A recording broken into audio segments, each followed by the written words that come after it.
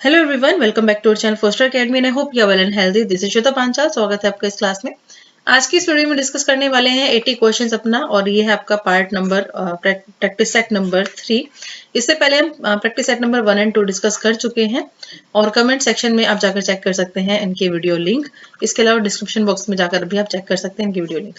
तो ये हमारे 2023 के लिए 80 क्वेश्चंस का जो प्रैक्टिस सेट है, सब्जेक्ट स्पेसिफिक है टीजीटी सोशल साइंस का। चलिए विदाउट एनी फर्दर डिले हम स्टार्ट कर लेते हैं क्वेश्चंस, ठीक है। वीडियो अच्छी लगी तो लाइक करना ना भूलें और चैनल को सब्सक्राइब कर लीजिए फॉर फर्दर वीडियोस के लिए, ठीक है। तो चलिए क्वेश्चन नंबर 1 क्या कहता है। यदि किसी कंपनी में नए कंप्यूटर लगाए जा रहे हों और कुछ कर्मचारियों को कंप्यूटर ज्ञान न होने के कारण नौकरी से निकाल दिया जाए तो इसे किस प्रकार की बेरोजगारी कहा जाएगा। देखिए, सबसे पहले मैं आपसे ये बात करना चाहती हूँ क्वेश्चन स्टार्ट करने से पहले ही कि कुछ बच्चों ने पूछा कि क्वेश्चंस जो है किस टाइप के आएंगे। तो देखिए, किस टाइप के क्वेश्चंस आएंगे ये आपको ऑलरेडी पता ही है। या तो आपके स्टेटमेंट वाले क्वेश्चन होते हैं या फिर आपके स्ट्रेट क्वेश्चंस होते हैं जिनमें आपसे इस तरीके से पूछ के और फिर आंसर पूछ लिया जाता है। तो आपको अगर ये वाले क्वेश्चंस आते हैं ना स्ट्रेट आंसर, तो आपको स्टेटमेंट में भी कोई प्रॉब्लम नहीं होगी, क्योंकि अगर आपको फैक्ट्स पता है तो आप किसी भी तरीके से मोड़ तोड़ के फैक्ट्स आपसे पूछ ले जाएंगे तो आप आंसर करके ही आएंगे, ठीक है। अगर आपको पता है प्रचंड बेरोजगारी क्या है तो किसी भी तरीके से आपसे पूछ लिया जाए तो उसका आंसर प्रचंड बेरोजगारी ही लिख कर आएंगे आप, ठीक है, समझ गए। और दूसरी बात यह है कि आप अपने प्रैक्टिस पर ध्यान दीजिए। कोई भी ऐसा एक पैटर्न किसी भी सब्जेक्ट का किसी भी चीज का नहीं होता।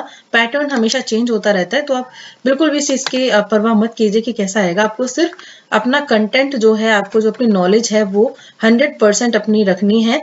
आपको ये नहीं देखना है, आपको अपना दिमाग इस तरीके से रेडी करना है कि किसी भी टाइप से क्वेश्चन आ जाए हमें अटेम्प्ट करना है, ठीक है। वो आपके साथ, आपके दिमाग के साथ ही तो खेलना चाहते हैं कि आपने जो पढ़ा है उसको आप अप्लाई कैसे करोगे, ठीक है ना। वही वाली सिचुएशन है यहाँ पर। तो अच्छे से पढ़िए कंटेंट को, फैक्ट्स पर ध्यान दीजिए, और जहां पर डेट्स वगैरह याद करने की जरूरत है उनको भी याद बिल्कुल कर लीजिए, ठीक है ना। तो कोई ऐसा कोई एक गिवन पैटर्न उनका नहीं है कि उन्होंने कुछ एक चीज बोली है, उन्होंने सिलेबस दे दिया है। वही आप बहुत बड़ी बात समझिए कि सिलेबस मिलना एक बहुत बड़ी बात है। नहीं तो DSSS जैसे एग्जाम में तो आपका पीजीटी का सिलेबस आपको मिलता ही नहीं है। टीजीटी में तो फिर भी थोड़ा बहुत दिया होता है, बट फिर भी टीजीटी का जो सिलेबस होता है उससे भी कई बार बाहर के क्वेश्चंस आ जाते हैं। पर उन्होंने तो एक पूरा का पूरा पैटर्न, पूरे के पूरे टॉपिक्स आपको दिए। अब आपके ऊपर डिपेंड करता है कि आप कितना टाइम अपना यूटिलाइज करके उनको 100% अपना उन टॉपिक्स को कर लेते हैं। तो यहाँ पर बिल्कुल भी ये वक्त आपका ये सोचने का बिल्कुल भी नहीं है कि क्या रहेगा कैसे रहेगा। बस अपना रिवीजन पर ध्यान दीजिए, एमसीक्यूज पर ध्यान दीजिए, ठीक है ना। तो बेस्ट ऑफ लक सभी को। अभी 16 में शायद आपका एग्जाम है ना, 16 से शुरू हुआ एग्जाम्स। तो अपनी तैयारी बहुत बढ़िया तरीके से रखिए। हो सकता है थर्ड प्रैक्टिस सेट के बाद ना भी आया, हो सकता है प्रैक्टिस सेट आ भी जाए, वो डिपेंड करता है, ठीक है। तो वैसे सभी बच्चे जो हैं अपना बहुत बढ़िया तरीके से तैयारी चालू रखिए, ठीक है ना। तो यहाँ पर मैं डिटेल में नहीं समझाऊंगी, यहाँ पर सिर्फ क्वेश्चन होंगे और उनका मैं सिर्फ यहाँ पर आंसर बताऊंगी आपको। तो माइंड को एकदम काम रखिए अपने, और अपना सही डायरेक्शन में पढ़ते रहिए। तो यहाँ पर क्वेश्चन है, कोई एक कंपनी है जिसमें नए कंप्यूटर लगाए जा रहे हैं और कुछ कर्मचारियों को कंप्यूटर ज्ञान नहीं है, जिसकी वजह से उनको नौकरी से निकाल दिया गया है। तो ये किस प्रकार की बेरोजगारी का एक एग्जाम्पल है। तो इसका जो आंसर जाएगा ये जाएगा आपका ऑप्शन नंबर बी, संरचनात्मक बेरोजगारी, ठीक है। स्ट्रक्चरल आपका राष्ट्रीय विकास परिषद जो है वो पंचवर्षीय योजनाओं को सामान्य प्रारूप तैयार करती है, या फिर क्रियान्वित की देखरेख करती है, या फिर समीक्षा करती है, या फिर प्रत्येक क्षेत्र का एक लक्ष्य निर्धारित करती है।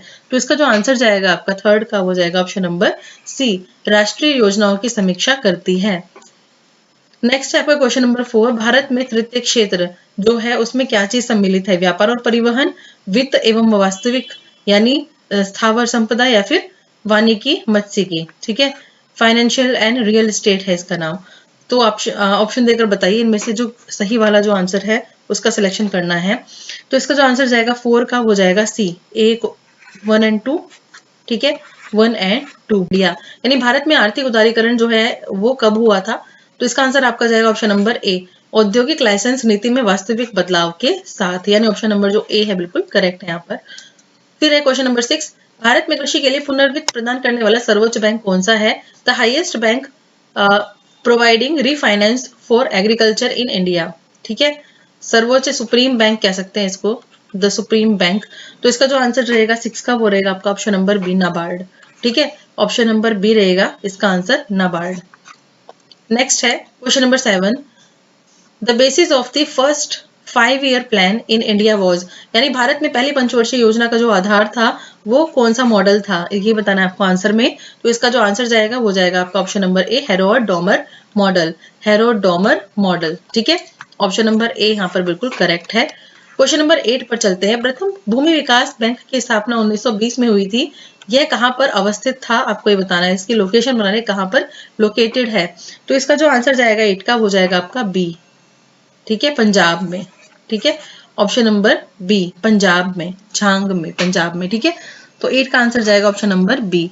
फिर है आपका स्लोगन की बात हो रही है यहाँ पर, भोजन काम और उत्पादन, ये जो नारा है ये कौन सी पंचवर्षीय योजना में दिया गया था। तो इसका जो आंसर जाएगा आपका, इसका जाएगा 7th 5 ईयर प्लान, यानी ऑप्शन नंबर जो ए है बिल्कुल करेक्ट है, 7th 5 ईयर प्लान इसका करेक्ट आंसर रहेगा।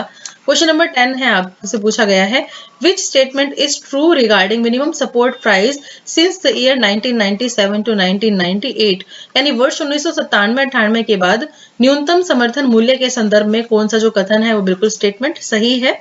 तो इसका आंसर आप बताइए क्या जाएगा। इसका आंसर आपका जाएगा ऑप्शन नंबर ए, न्यूनतम समर्थन मूल्य। ठीक है, C2 लागतें, ये इस तरीके से ज्यादा है। ठीक है, 11 पर आ जाइए। जीएनपी और जीडीपी में क्या अंतर है, जीएनपी और जीडीपी में क्या अंतर है।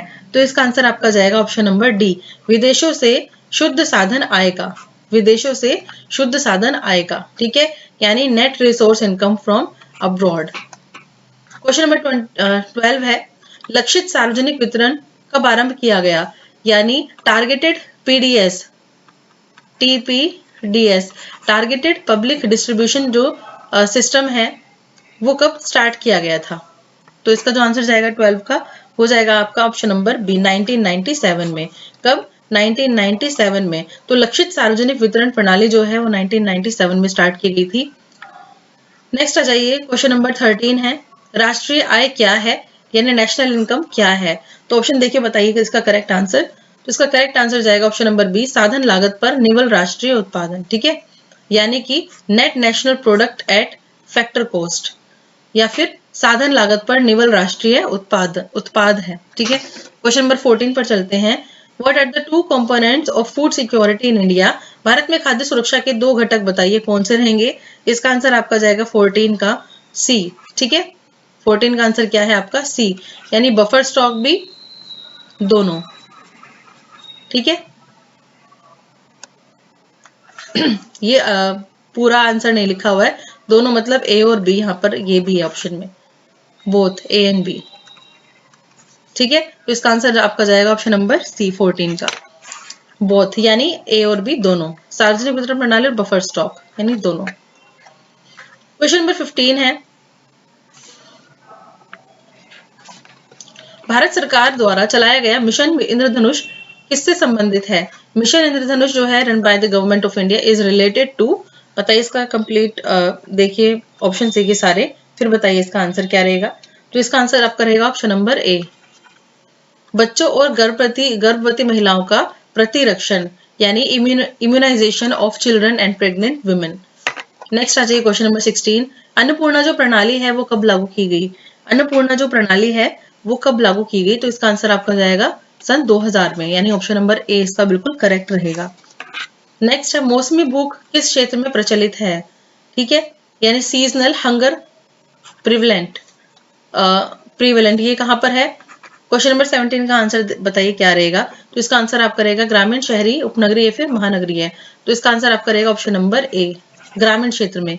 कहां पर, ग्रामीण क्षेत्र में, urban, in rural area, urban area, सब अर्बन या फिर मेट्रोपॉलिटन। तो इसका आंसर आपका रहेगा रूरल एरिया में। ठीक है, नहीं ग्रामीण क्षेत्रों में। क्वेश्चन नंबर 18 है, मानव विकास सूचकांक एवं संयुक्त सूचकांक क्या है। HDI यानी human development index and combined index जो है क्या है। इसका आंसर बताइए क्या रहेगा। इसका आंसर आपका रहेगा सी, जीवन प्रत्याशा, शैक्षिक उपलब्धि और प्रति व्यक्ति सकल घरेलू उत्पाद, यानी लाइफ एक्सपेक्टेंसी। इसके बाद है educational achievement and per capita gross domestic product. C इसका करेक्ट आंसर रहने वाला है 18 का। नेक्स्ट आ जाइए क्वेश्चन नंबर 19 पर, राशन व्यवस्था कौन से दशक में शुरू की गई। राशन व्यवस्था जो थी वो कौन से दशक में शुरू की गई थी। इसका आंसर आपका जाएगा ऑप्शन नंबर ए, 1940s में। ठीक है, 1940 में। क्वेश्चन नंबर 20 देखते हैं, भारत में योजनाबद्ध अर्थव्यवस्था किस पद्धति पर आधारित है? पूंजीवादी, अधिकार व्यवस्था, पारंपरिक या फिर समाजवादी व्यवस्था? तो इसका जो आंसर जाएगा 20 का हो जाएगा आपका ऑप्शन नंबर डी। ठीक है, समाजवादी व्यवस्था, सोशलिस्ट सिस्टम। क्वेश्चन नंबर 21 है, मूल कर्तव्य के बारे में आपको पता है 10 थे, कौन सा अधिनियम आया था जिसमें इसके जो 10 जो कर्तव्य है इनमें एक और बढ़ा दिया गया था और ये टोटल हो गए थे अब 11। ठीक है, the original 10 duties were then there were original 10 duties. ठीक है, फिर आपसे बताया गया then increased to 11th under which act? कौन से एक्ट के हिसाब से 11वीं जो ड्यूटी है उसको इंक्लूड किया गया था? तो 21 का आंसर आपका जाएगा 86। ठीक है, 86 अमेंडमेंट था ये, और ये हुआ था 2002 में, और इसमें 6 से 14 वर्ष के बच्चों के बारे में था। ठीक है, नेक्स्ट आ जाइए, तो ये थोड़ा इंपॉर्टेंट है एग्जाम के पॉइंट ऑफ व्यू से। Question number 21। ठीक है ना, क्वेश्चन नंबर 22 है, कौन सा अनुच्छेद राष्ट्रपति की पद की शक्ति से रिलेटेड है? यानी मेनली आपसे पूछा गया इनमें से कौन सा जो आर्टिकल है वो राष्ट्रपति से रिलेटेड है। तो इसका आंसर आपका जाएगा option number D, article number 74। आधिकारिक भाषा के रूप में मान्यता दी गई थी और तमिल की जो है भाषा की उसकी उपेक्षा की गई थी। तो 24 का आंसर यहाँ पर रहने वाला ऑप्शन नंबर बी, 1956। ठीक है, 1956 में। क्वेश्चन नंबर 25 कहता है, कौन से ईयर में श्रीलंका एक स्वतंत्र देश के रूप में उभरा था? तो इसका आंसर आपका जाएगा 1948 में। ठीक है, 1948 में। कौन सा वो अनुच्छेद है जो शोषण के विरुद्ध अधिकार का निषेध करता है? ठीक है, which article forbids right against exploitation? तो इसका आंसर आपका बताइए क्या आ जाएगा? इसका आंसर आपका जाएगा D, both B and C, article number 23 and article number 24। ठीक है, क्वेश्चन नंबर 27 है, सुप्रीम कोर्ट जो है वो कब एग्जिस्टेंस में आया था, कब अस्तित्व में आया था? तो इसका आंसर आपका जाएगा ऑप्शन नंबर ए, 28 जनवरी 1950। ठीक है, 28 जनवरी 1950 में। क्वेश्चन नंबर 28 है, श्रीलंका में अधिकांश सिंहली भाषी लोग थे, ईसाई, हिंदू, बौद्ध या फिर मुसलमान? तो 28 का आंसर यहाँ पर जाएगा सी, बौद्ध। सिंहली भाषी लोग का मेनली बौद्ध थे वो। ठीक है, क्वेश्चन नंबर 29, एक सरकार से अपेक्षा की जाती है कि वह अपनी नीतियों को उसके द्वारा अपनाई गई पद्धति के आधार पर बनाए। A government is expected to base its policies on the line taken by the opposition party, ruling party, president या फिर पार्लियामेंट? तो 29 का यहाँ पर आंसर रहने वाला option number B, ruling party से, यानी जो सत्तारूढ़ पार्टी है, जो सत्ता में दल है। ठीक है, नेक्स्ट है क्वेश्चन नंबर 30, द्वीप राष्ट्र श्रीलंका, श्रीलंका के बारे में बताया जा रहा है कि श्रीलंका तमिल आबादी देश में केंद्रित थी, कहाँ, कौन से वाले एरिया में?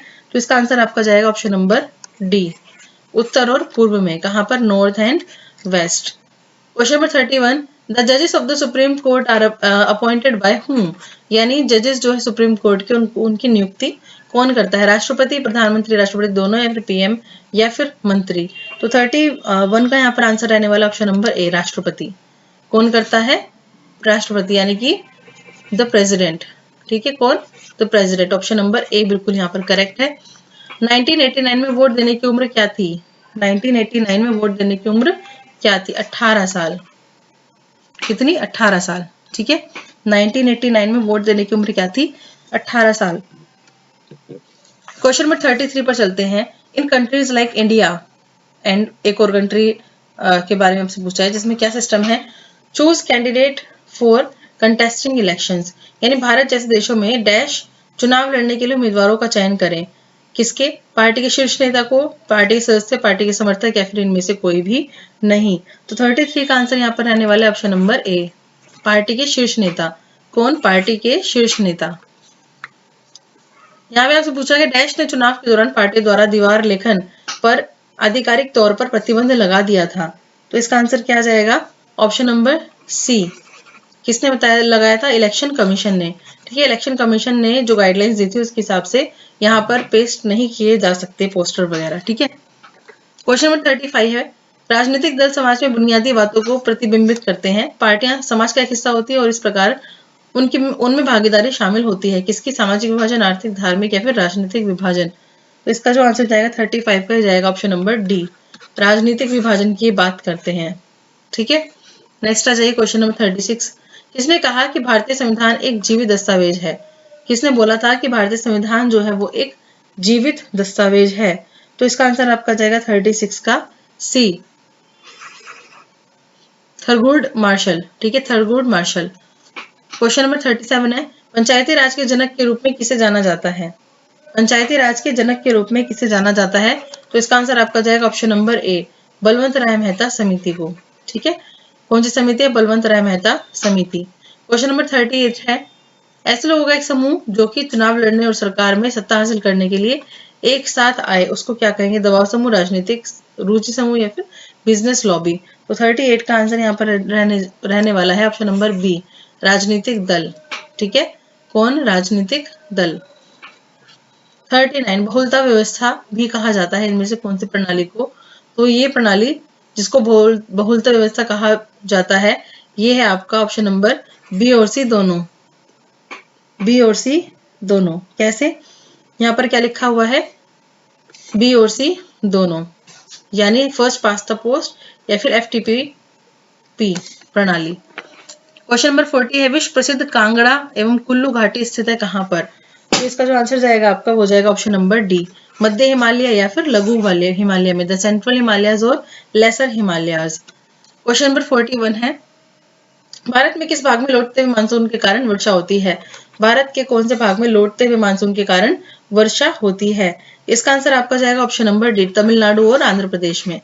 तमिलनाडु और आंध्र प्रदेश में। नेक्स्ट क्वेश्चन है 42, एशिया और अफ्रीका से अलग करने वाली नहर का क्या नाम है? एशिया को अफ्रीका से अलग करने वाली नहर जो है उसका नाम क्या है, ये बताना है आपको। तो 42 का आंसर यहाँ रहने वाला ऑप्शन नंबर बी, स्वेज नहर। कौन सी नहर? स्वेज नहर। नेक्स्ट इज क्वेश्चन नंबर 43, नीचे दिए गए युग्मों में से सुमेलित नहीं है, आपको बताना है।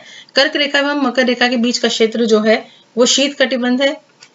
दूसरा है आपका कर्क रेखा एवं विषुवत वृत्त के बीच का जो क्षेत्र है वो शीतोष्ण कटिबंध, और दक्षिण ध्रुव वृत्त एवं दक्षिणी ध्रुव के बीच का जो क्षेत्र है वो उष्ण कटिबंध। तो 43 का आंसर यहाँ पर क्या रहने वाला है? ये रहने वाला है आपका ऑप्शन नंबर डी, उपयुक्त सभी। उपयुक्त सभी। इसका जो कथन है, स्टेटमेंट है, उसको ध्यान से देख लीजिए और आंसर बताइए कौन सा कथन सत्य है। मानसूनी पवनों से रिलेटेड है, ये नियमित पवने हैं, ये दक्षिण पश्चिम मानसून धारा है, या फिर मानसून की सबसे पहली वर्षा तथा मानसून की वापसी की सबसे बाद में आती है भारतीय द्वीपों पर। तो इसका जो आंसर जाएगा 44 का वो जाएगा आपका ऑप्शन नंबर डी, केवल 3। क्वेश्चन नंबर 45 है, कोसी नदी से रिलेटेड कि कोसी जो रिवर है, कोसी नदी के द्वारा बिहार में भारी तबाही मचाई जाती है, इसका प्रमुख कारण बताइए क्या है? तो इसका प्रमुख कारण जो आंसर जाएगा 45 का, ये जाएगा आपका ऑप्शन नंबर ए, कोसी नदी द्वारा पर्वतों से भारी मात्रा में अवसाद लाकर मैदानी भाग में निक्षेपित करना। क्वेश्चन नंबर 46 है, भारत में मानसून के प्रस्फोट यानी फटने के लिए निम्नलिखित में से किसे जिम्मेदार माना जाता है? तो आंसर जाएगा आपका 46 का ऑप्शन नंबर बी, पूर्वी जेट प्रवाह। पूर्वी जेट प्रवाह। क्वेश्चन नंबर 47 देखिए, एजेंडा 21 से रिलेटेड है, इसकी घोषणा संबंध निम्नलिखित में से किस सम्मेलन से रिलेटेड है, यानी हुई थी इसमें? क्योटो प्रोटोकॉल है, मॉन्ट्रियल प्रोटोकॉल है, पृथ्वी शिखर वार्ता है, या फिर जिनेवा प्रोटोकॉल है? तो इसका जो आंसर जाएगा 47 का वो जाएगा आपका ऑप्शन नंबर सी, यानी पृथ्वी शिखर वार्ता Rio de Janeiro. Question number 48 है, इनमें से कौन सा उद्योग बॉक्साइट का कच्चे माल के रूप में प्रयोग करता है? बॉक्साइट का कच्चे माल के रूप में प्रयोग करता है, कौन सी इंडस्ट्री है, आपको उद्योग है, नाम बताना है। तो 48 का आंसर यहाँ पर रहने वाला ऑप्शन नंबर ए, एल्यूमिनियम। ठीक है। क्वेश्चन नंबर 49, शील्ड ज्वालामुखी के संबंध में इनके में से कौन सा कथन जो बिल्कुल भी सही नहीं है, असत्य है?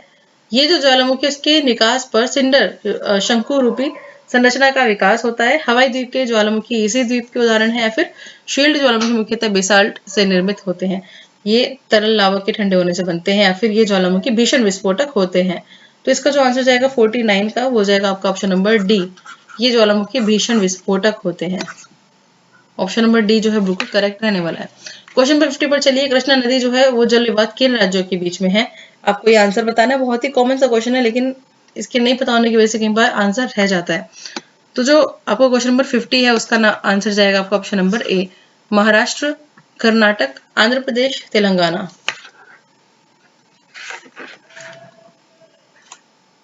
ठीक है।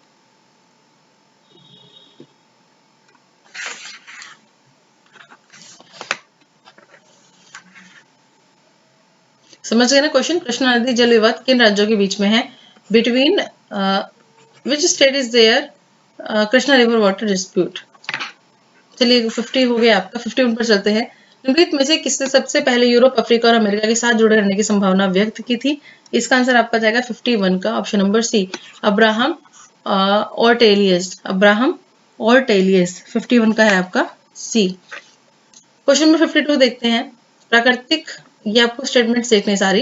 प्राकृतिक तटबंध का संबंध बाढ़ के मैदान से है। बाढ़ व डेल्टा मैदानों नदियों द्वारा विकसित लूप को विसर्ग कहा जाता है। इनमें से आपको जो करेक्ट स्टेटमेंट है, स्टेटमेंट है वो बतानी है। तो 52 का आंसर यहाँ पर रहने वाला ऑप्शन नंबर सी, एक और दो दोनों। ठीक है, एक और दो दोनों। क्वेश्चन नंबर 53 है। स्टेटमेंट देखनी है। पहली है आपकी कथन एक ए, पवनों द्वारा ताप का स्थानांतरण एक स्थान से दूसरे स्थान पर होता है। दूसरा है आपका आर, पृथ्वी के अलग अलग भागों में ताप की जो मात्रा है वो समान नहीं रहती। तो इसका आंसर जाइए कोड में देखिए क्या जाएगा। इसका आंसर आपका जाएगा ऑप्शन नंबर ए। ठीक है, ए और आर दोनों सही हैं तथा ए आर की सही व्याख्या करता है। क्वेश्चन नंबर 54 है। कास्ट स्थलाकृति से रिलेटेड, यानी कास्ट टोपोग्राफी जो है उसका निर्माण होता है किस चीज से? सागरीय तरंगों के द्वारा, हिमनदों के द्वारा, भौमजल के द्वारा या फिर पवनों के द्वारा। तो 54 का आंसर यहाँ पर रहने वाला है ऑप्शन नंबर सी, भौमजल के द्वारा, ग्राउंड वाटर। क्वेश्चन नंबर 55, दक्षिणी दोलन की घटना का संबंध किस महासागर से है? कौन से महासागर से है? तो 55 का आंसर जाएगा यहाँ पर ऑप्शन नंबर डी, प्रशांत महासागर से, यानी पैसिफिक ओशन से। दक्षिणी दोलन की घटना का संबंध है प्रशांत महासागर से। क्वेश्चन नंबर 56 देखते हैं। गरीबी रेखा के नीचे जीवन यापन करने वाले जो जनसंख्या प्रतिशत है, आपको राज्यों के बारे में पूछा गया है। सही अवरोही क्रम में आपको बताना है। ठीक है, बताइए आंसर कौन सा रहेगा। तो 56 का आंसर यहाँ पर रहने वाला option number C, Bihar, Orissa, Madhya Pradesh, Uttar Pradesh और सिक्किम। क्वेश्चन नंबर 57 कहता है बंगाल की खाड़ी की लवणता की अपेक्षा अरब सागर की लवणता की अधिकता का कारण क्या है? यानी the reason for the greater salinity of the Arabian sea compare to the salinity to the bay of Bengal. क्या है इसका करेक्ट आंसर 57 का? तो इसका आंसर यहाँ पर रहने वाला है आपका option number D.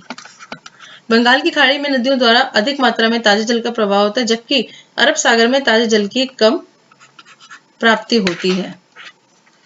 Question number 58 पर आ जाइए। निम्नलिखित में से कौन सा है, कौन से नगर परिवहन के रूप में विकसित किए गए? ठीक है, which of the following cities have developed as transport cities. तो मेनली आपसे पूछा गया कि कौन सी सिटी जो है उसको ट्रांसपोर्ट सिटी आप कह सकते हैं। ठीक है, कांडला, कोच्चि, मुगल सराय या फिर उपयुक्त सभी। तो 58 का यहाँ पर आंसर रहने वाला है ऑप्शन नंबर डी, उपयुक्त सभी। ठीक है, 59 पर चलते हैं। 1984 में प्राकृतिक गैस के परिवहन और विपणन के लिए निम्नलिखित में से किसकी स्थापना की गई थी? तो इसका आंसर यहाँ पे जाएगा 59 का डी, GAIL, यानी gas authority of India limited. अब ये कब स्टैब्लिश किया गया था? ये स्टैब्लिश किया गया था आपका 1984 में। ठीक है, 1984 में। क्वेश्चन नंबर 60, रिचर्ड रॉबर्ट्स ने प्रथम स्वचालित बुनाई यंत्र बनाया था, कब बनाया था ये बताना है आपको। तो ऑप्शन नंबर 60 का, क्वेश्चन नंबर 60 का ऑप्शन रहेगा आपका ऑप्शन नंबर सी, 1825 में। ठीक है, 1825 में। नेक्स्ट क्वेश्चन है, वेल्थ ऑफ नेशन जो बुक है उसके राइटर, रचनाकार कौन है? तो 61 का यहाँ पर आंसर रहने वाला है एडम स्मिथ। ठीक है, एडम स्मिथ। 62 है, रूस में जारशाही का जो पतन है वो कब हुआ था? तो आपको क्रांति के बारे में बहुत अच्छे से पता ही है। इसका आंसर आपका जाएगा 1917 में, 1917 में। ठीक है, ऑप्शन नंबर सी बिल्कुल करेक्ट रहेगा। क्वेश्चन नंबर 63 है, जदीदेवादी रूसी साम्राज्य के भीतर क्या थे? तो ये थे मुस्लिम सुधारक। ठीक है, चेंजेस की बात करते थे। ऑप्शन नंबर ए जो है बिल्कुल करेक्ट रहेगा। पेन इधर उधर चल जाता है कई बार। ऑप्शन नंबर ए जो है बिल्कुल करेक्ट है, मुस्लिम रिफॉर्मर्स। 64 है, निम्नलिखित में से कौन सा नेता जो है 1857 के विद्रोह के दौरान उत्तर प्रदेश में बड़ौत से जुड़ा था? तो इसका 64 का यहाँ पर आंसर रहने वाला है आपका ऑप्शन नंबर ए, बाबा शाहमल। ठीक है, बाबा शाहमल, ऑप्शन नंबर ए यहाँ पर बिल्कुल करेक्ट है। क्वेश्चन नंबर 65 है, रूसी क्रांति के दौरान रूस में बोल्शेविक समूह जो है, खेमा जो है, उसका नेतृत्व किसने किया था? तो ये तो आपको बिल्कुल भी बताने की जरूरत है ही नहीं, बहुत इजी क्वेश्चन है। 65 का सी, व्लादिमीर लेनिन, व्लादिमीर लेनिन। निम्नलिखित में से किस कारक ने रूस में निरंकुश शासन को अलोकप्रिय बनाया? इसका आंसर आपका जाएगा ऑप्शन नंबर डी, ए और बी दोनों। जरीना अलेक्जेंड्रा, क्योंकि वो जर्मन मूल की थी इस वजह से, और रासपुतिन ये एडवाइजर था जो कि सही नहीं था राष्ट्र के लिए। क्वेश्चन नंबर 67 पर चलते हैं। औद्योगिक क्रांति शब्द का प्रयोग अंग्रेजी के किस विद्वान ने पहली बार किया? इसका आंसर आपका जाएगा option number C, Arnold Toynbee. Question number 68, Olympe de Gouges कौन थी? तो ये थी एक क्रांतिकारी महिला। क्वेश्चन नंबर 69, एनईपी से क्वेश्चन है, इसमें पूछा गया है कि मूल्यांकन का उद्देश्य क्या है? The aim of assessment according to NEP 2020। Testing rote memorization, measuring reproduction and recall, to support children in the process of learning, या to arrive at parameters to compare children across the country। इसका answer आपका जाएगा 69 का option number C, to support children in the process of learning। Question number 70 है, NEP 2020 के बारे में बात करें तो NEP 2020 propose for retention of students from socio-economically disadvantaged group। Option number A rote learning, option number B standardisation of curriculum and assessment, option number C performance oriented testing, या option number D relatable and meaningful curriculum. इसका जो correct answer रहेगा आपका वो रहेगा आपका option number D, relatable and meaningful curriculum. यानी curriculum कैसा होना चाहिए? सामाजिक आर्थिक रूप से जो वंचित समूह के बच्चे हैं वो स्कूल ना छोड़ें, उसके लिए प्रासंगिक और एकदम सार्थक पाठ्यक्रम होना चाहिए। क्वेश्चन नंबर 71 है, NEP 2005 under the heading quality dimension ये किस चीज के ऊपर ज्यादा इंपॉर्टेंस देता है? तो ये इंपॉर्टेंस देता है आपका experiences design for the children and curriculum reform. ठीक है, अनुभव डिजाइन, बच्चे के लिए अनुभव डिजाइन और पाठ्यक्रम सुधार। क्वेश्चन नंबर 72 है, एनसीएफ 2005 के बारे में कि ये भारत की धार्मिक और सांस्कृतिक विविधता को पहचानने, महिलाओं के प्रति सम्मान और जिम्मेदारी का दृष्टिकोण बढ़ाने के लिए कार्यक्रम आयोजित करने और शांति बढ़ाने वाले वृत्त चित्रों और फिल्मों को इकट्ठा करने और प्रदर्शित करने का सुझाव दिया है इसके अंदर। तो ये किस चीज के लिए है? Mainly to teach peace, values can be taught, to teach citizenship, या फिर नन ऑफ दीज। तो इसका आंसर आपका जाएगा option number A, to teach peace. ठीक है, शांति सिखाने के लिए। क्वेश्चन नंबर 73 है, पंचकोश जो है एनसीएफ 2023 में पंचकोश में कौन सा कोश शामिल है जिसका अर्थ है मन की परत? तो इसका आंसर आपका जाएगा ऑप्शन नंबर सी, मनोमय कोश। ऑप्शन नंबर सी, मनोमय कोश। क्वेश्चन नंबर 74 कहता है, बहुभाषावाद के ऊपर क्वेश्चन है कि बहुभाषावाद को एक संसाधन के रूप में उपयोग करने की वकालत की गई है, ऐसा क्यों किया गया? To ensure that every child feel safe, ताकि हर बच्चा जो है सुरक्षित महसूस करे। No one is left behind on account of linguistic background, यानी भाषाई पृष्ठभूमि के खाते में कोई भी पीछे नहीं रहना चाहिए, यानी भाषाई पृष्ठभूमि में कोई भी पीछे नहीं रहना चाहिए। अगर हम बात करें भाषाई पृष्ठभूमि की तो उसमें कोई बच्चा पीछे नहीं रहना चाहिए। या it will encourage children to believe in themselves, यानी बच्चों का खुद में विश्वास करने की जो शक्ति है वो प्रोत्साहित हो, या फिर ऑल ऑफ द अबव, यानी उपरोक्त सभी। तो इसका जो आंसर जाएगा आपका वो जाएगा option number D, all of the above. ये आपका क्वेश्चन नंबर 75 है, जिसमें कि एक पैराग्राफ है, केस स्टडी का है क्वेश्चन। आप इसको पॉज करके पैराग्राफ को पढ़ लीजिए, हिंदी वाले बच्चे इस पैराग्राफ को पढ़ लीजिए। अब देखिए क्वेश्चन, यूरोप महाद्वीप पर प्रभुत्वशाली वर्ग कौन सा था? यानी डोमिनेंट जो क्लास थी वो कौन सी थी यूरोप कॉन्टिनेंट पर? तो इसका जो आंसर जाएगा आपका 75 का हो जाएगा ऑप्शन नंबर ए, लैंडेड एरिस्टोक्रेसी। ठीक है, क्वेश्चन नंबर 76 देखते हैं, what did the majority of population comprise of, यानी वहां पे जो अधिकांश जनसंख्या थी वो किन लोगों की थी? तो इसका आंसर आपका जाएगा ऑप्शन नंबर डी, पीजेंट्री, यानी किसानों की। The given passage describes the social and political life of this class, कौन सी इस जो क्लास के बारे में बात की हमने इस पैराग्राफ में, तो उसका सोशल और पॉलिटिकल लाइफ कैसी है आपसे पूछा गया है। तो इसका आंसर आपका जाएगा C, aristocracy and middle class. Next question number 77, कुलीन वर्ग फ्रेंच भाषा बोलता था, क्यों? इसके पीछे क्या रीजन था? Diplomacy and high society. तो इसका जो आंसर जाएगा 78 का हो जाएगा, यही जाएगा ऑप्शन नंबर ए, कूटनीति और उच्च समाज। Aristocratic class used to speak French for the purpose of, इस पर्पस से ही बोलते थे। नेक्स्ट है, initially canals were build in England, यानी शुरू में प्रारंभ में नहरों का निर्माण इंग्लैंड में किया गया था, किस वजह से किया गया था? कोल जो है उसकी वजह से, ताकि उसको शहरों में ले जाया जा सके। ठीक है, तो ऑप्शन नंबर ए जो है वो यहाँ पर बिल्कुल करेक्ट रहने वाला है। नेक्स्ट है, क्वेश्चन नंबर 80 लास्ट क्वेश्चन है, टू ड्रेन माइंस यानी खदानों को खाली करने के लिए, माइंस को खाली करने के लिए माइनर्स फ्रेंड नाम की एक मशीन का आविष्कार किया गया था 1698 में। तो ये किसके द्वारा बनाई गई थी, आपसे ये पूछा गया है। तो इसका आंसर आपका जाएगा ऑप्शन नंबर बी, थॉमस सेवेरी।